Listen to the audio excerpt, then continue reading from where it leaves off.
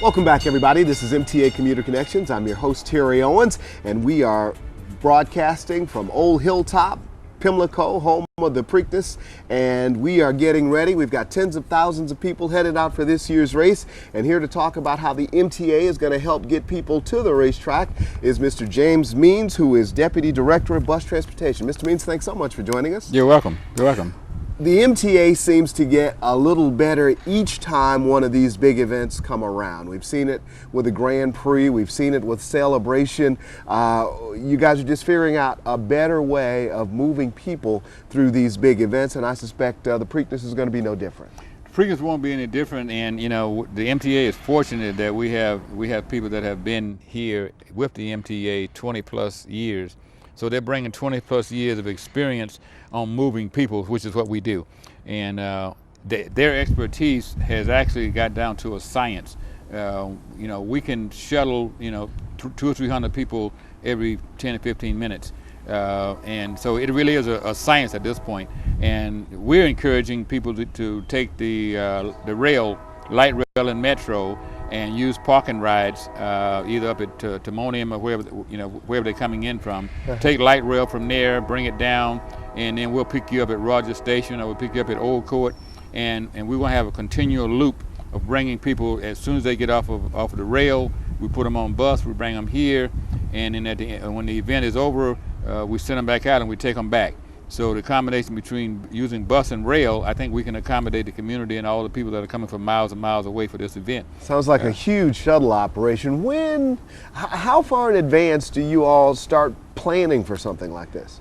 We started planning the day after the Preakness last year. Get out of here. So because we anticipate this event, and it's such a popular event, and we want to show Baltimore in its best light. Mm-hmm. So the better we are, the more advantageous the people will come into Baltimore, knowing that their transportation needs are covered by the MTA. Yeah. So we pride ourselves at the MTA of delivering that customer service, because we're bringing people that are coming from other transit systems, and they're used to their systems, and we want to showcase the MTA as the best system in the nation.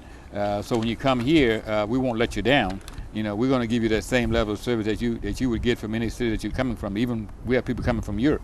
Yeah, that's we heard Mr. Chuka say in the first segment that the eyes of the world literally are going to be on Baltimore. Now, you touched on the shuttle operation that the MTA is going to be running that day, and mm-hmm. we'll have our buses going to the parking rides and the major drop-off points. Major drop-off points, and they're coming over, and we'll be dropping them off just outside of the gates here, and they'll be coming in. What kind of vehicles are you going to use for those? We're going to use the Excelsiors, and we're also going to use the Arctics. And Arctics, we can get 80, 90 people on each one. Okay. And they'll just be running back and forth in a continual loop. So you probably won't wait no more than 15 minutes. If you get off a light rail or get off a metro and you don't see a bus sitting there, then there'll be one there in a matter of minutes. Okay. And in most cases, last year it worked so well that it was timed as the trains would arrive. We'd have a fleet of buses, and we also have, there's more players in this, because we have, our volunteers and people that are actually working in the different parts, and they're directing people as they come off. They're directing them to the buses. They're getting them seated. The bus is pulling out, and they're directing the other one. They're pulling right behind it. So it's a continual loop that goes on all the way, until the last one. And then we stop after the Preakness is over and the festivities are over. Then we do the same thing in reverse. We pick them up, they line up, and we roll them right out and take them right back to where they came from.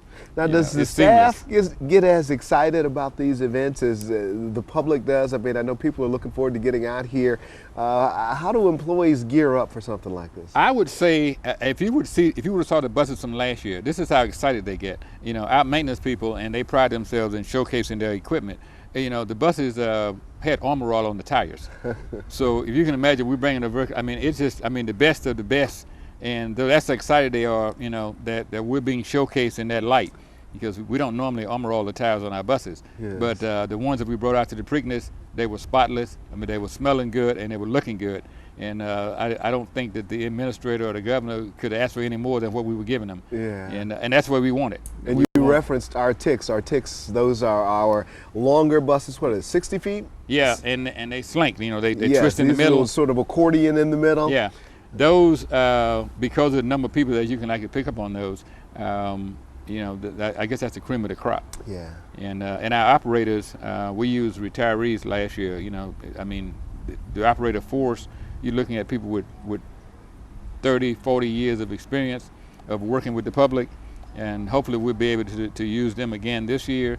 And they just provide a professional service. They had a professional attire. You know, their customer service skills were up to par. So we couldn't ask for any better.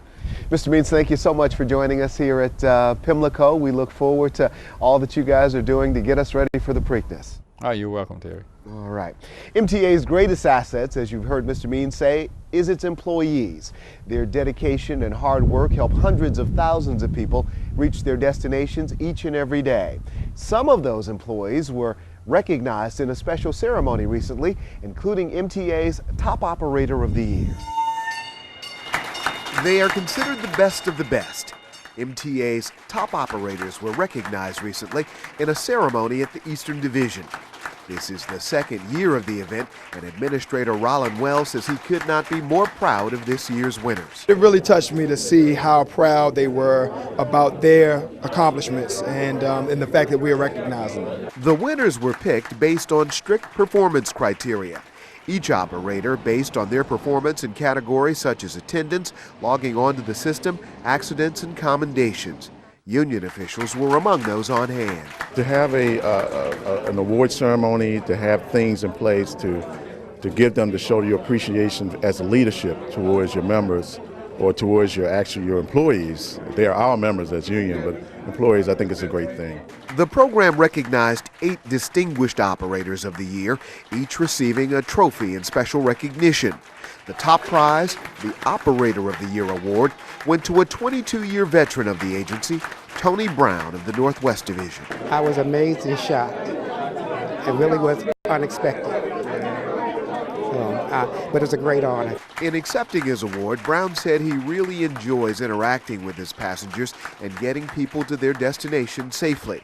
He also said programs like this go a long way with his peers. I think it helps the employees because it gives all of us recognition for what we do.